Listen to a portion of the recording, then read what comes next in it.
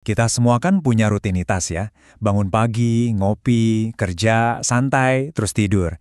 Kelihatannya biasa aja kan? Tapi gimana kalau saya bilang, di balik rutinitas yang kelihatannya sepele ini, ada ancaman tersembunyi buat salah satu organ paling vital di tubuh kita. Yap, kita bakal bongkar gimana kebiasaan yang kita anggap enteng justru bisa jadi bumerang buat ginjal kita. Oke, sekarang coba jawab jujur deh. Kemarin, berapa banyak air yang Anda minum? Terus, akhir pekan kemarin, jam berapa Anda tidur? Beda jauh nggak sama hari kerja? Nah, jawaban dari pertanyaan-pertanyaan ini ternyata bisa jauh lebih penting dari yang kita bayangin. Dan ini bukan main-main loh. Penyakit ginjal kronis atau PGK ini kondisi serius banget yang diderita lebih dari 1 dari 10 orang di seluruh dunia. Ini tuh kayak perusak diam-diam yang bekerja pelan-pelan dan riset terbaru nunjukin kalau pemicunya bisa jadi tersembunyi di kebiasaan kita sehari-hari. Oke, investigasi pertama kita dimulai dari sesuatu yang, ya ampun, kita semua pernah ngalamin. Dehidrasi. Tapi, tunggu dulu. Ini bukan sekedar cerita, ayo minum air lebih banyak ya. Ini lebih mirip misteri medis yang benar-benar mengubah cara kita memandang dehidrasi. Jadi, selama ini tuh para dokter mikirnya dehidrasi itu masalah sementara. Kamu haus, kamu minum, ya udah beres.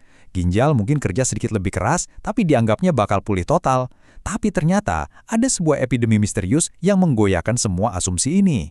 Coba kita lihat kasus ini, nefropati Mesoamerika. Di Amerika Tengah ada fenomena aneh. Para pekerja di ladang tebu tiba-tiba banyak banget yang kena penyakit ginjal kronis. Anehnya mereka nggak punya faktor risiko biasa kayak diabetes. Satu-satunya kesamaan di antara mereka, yaitu mereka terus-terusan dehidrasi parah di bawah panas matahari setiap hari. Nah, ini kan jadi pertanyaan besar ya, gimana ceritanya dehidrasi doang bisa bikin kerusakan ginjal yang permanen? Ternyata, setelah diteliti, para ilmuwan nemuin 3 jalur biologis yang, wah, cukup mengejutkan. Yang pertama, gara-gara hormon vasopresin. Jadi gini, tubuh kita itu ngeluarin hormon ini buat nahan air pas kita dehidrasi. Itu mekanisme bertahan hidup, bagus kan? Tapi, kalau ini terjadi terus-terusan, kadar vasopresin yang tinggi secara kronis itu malah jadi beban konstan buat ginjal. Lama-lama, ia bisa mempercepat kerusakan. Mekanisme kedua ini, jujur, luar biasa banget.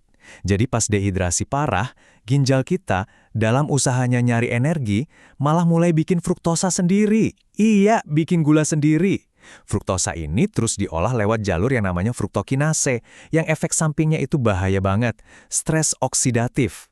Intinya, ginjal kita jadi meradang dan rusak dari dalam. Terus yang ketiga, asam urat. Dehidrasi bikin ginjal kita lebih susah buat ngebuang asam urat. Nah, penumpukan asam urat ini udah dikenal sebagai faktor resiko. Jadi kebayangkan, ini tuh kayak serangan 3 arah sekaligus yang pemicunya cuma gara-gara kurang minum. Dan ini penting banget buat dicatat, nggak semua cairan itu sama. Air putih itu bagus, dia bantu neken vasopresin yang bahaya tadi. Sebaliknya, minuman manis, wah itu ibaratnya nyiram bensin ke api. Kenapa? Karena minuman manis langsung ngasih fruktosa dari luar, jadi langsung jadi bahan bakar buat jalur perusak tadi. Jadi cara kita rehidrasi itu krusial banget.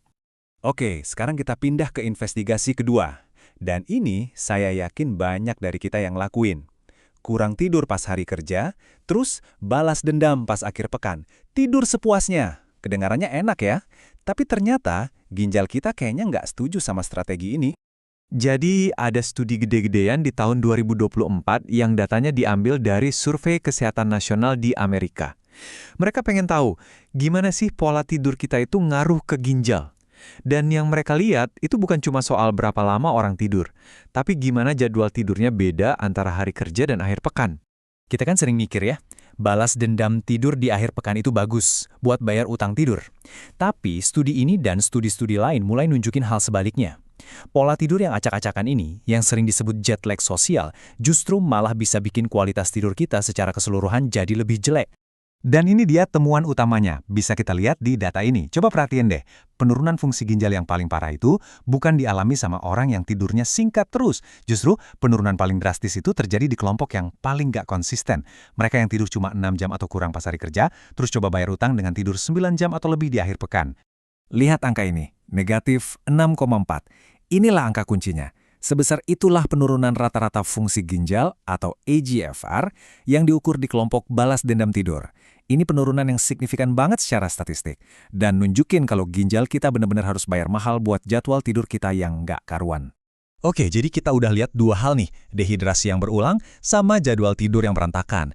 Kelihatannya beda ya, tapi sebenarnya dua hal ini lagi nyeritain kisah yang sama, tentang organ tubuh kita yang sangat mendambakan keteraturan.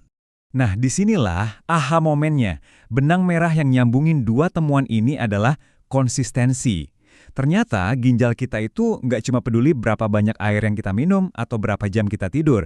Ginjal kita lebih peduli sama polanya, keteraturan dan jadwal yang bisa ditebak dari hari ke hari. Coba deh bayangin kayak gini, siklus yang naik turun drastis, dari dehidrasi parah terus tiba-tiba minum banyak, atau dari begadang terus tiba-tiba tidur kelamaan, itu bikin stres sistem di dalam tubuh kita. Ginjal kita itu organ yang bekerja ngikutin ritme. Kalau ritmenya diganggu, ya fungsinya juga ikut terganggu. Intinya, ginjal itu suka banget sama kebiasaan yang teratur. Oke, jadi setelah tahu semua ini, terus gimana dong? Apa yang bisa kita lakuin? Nah, kabar baiknya, solusinya tuh nggak ribet sama sekali. Intinya cuma satu, ciptakan rutinitas yang simple dan konsisten buat dukung kerja ginjal kita. Jadi ini dia intisarinya. Daripada nunggu haus banget terus minum air segalon, mending coba minum secara teratur sepanjang hari. Terus, daripada nganggap akhir pekan itu buat balas dendam tidur, coba deh pertahanin jadwal tidur yang mirip-mirip. Dan ya, pastinya pilih air putih daripada minuman manis. Ini kelihatannya perubahan kecil, tapi dampaknya bisa besar banget. Jadi saya mau tutup bahasan kita kali ini dengan satu pertanyaan buat Anda renungkan. Setiap hari, pilihan-pilihan kecil yang kita buat, gelas air yang kita minum, jam alarm yang kita pasang, itu sebenarnya lagi nulis bab selanjutnya buat kesehatan ginjal kita. Pertanyaannya, cerita seperti apa yang mau kita tulis? Apakah cerita tentang stres yang nggak menentu, atau kisah tentang konsistensi yang menyehatkan? Pilihannya ada di tangan kita masing-masing.